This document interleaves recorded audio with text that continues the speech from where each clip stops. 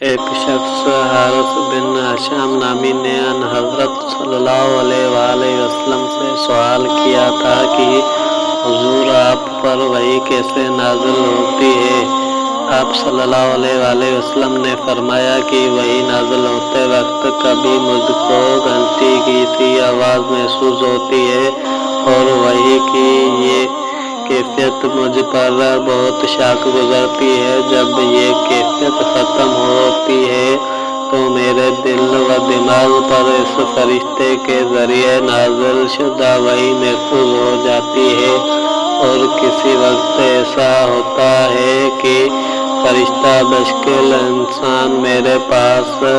آتا ہے اور مجھ سے کلام کرتا ہے، پس میں اس کا کہا ہوا یاد رکھ لیتا ہوں۔ حضرت عائشہ رضی اللہ عنہا کا بیان ہے کہ میں نے سخت کڑاکے کی سردی میں ان حضرت صلی اللہ علیہ وآلہ وسلم کو دیکھا ہے کہ آپ صلی اللہ علیہ وآلہ وسلم پر وحی نازل ہوئی، اور جب اس کا سلسلہ موقوف ہوا تو آپ صلی اللہ علیہ وآلہ وسلم کی پیشانی پسینے سے شرابور تھی۔